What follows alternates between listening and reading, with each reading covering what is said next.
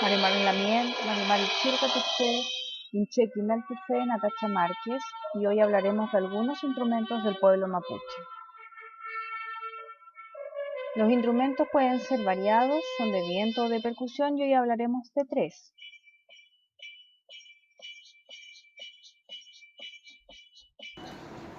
Hola, hoy día vamos a aprender a tocar la tutuca.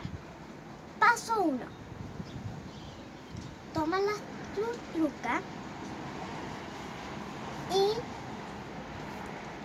tomas mucho aire. Paso 2. Tienes que estar en una posición cómoda para soplar esto, ¿ok? Y el paso 3. Tenemos que juntar los labios así y hacer un hoyo súper pequeño, y así, con ese hoyo tan pequeño, tenemos que botar todo nuestro aire.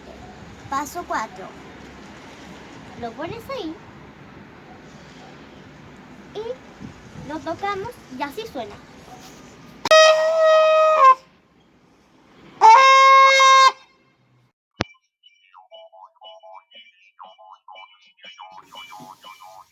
El cultrún posee una base hueca de madera y está cubierto con cuero.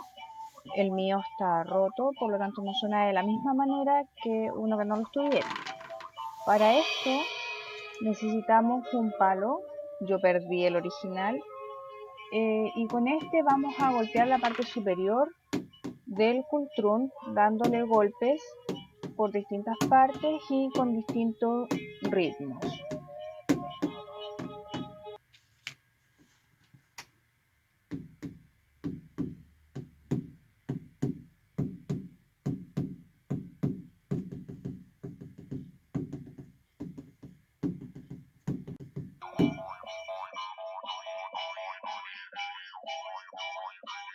Les presento el trompe, un instrumento de metal que ocupa la cavidad de la boca como caja de resonancia.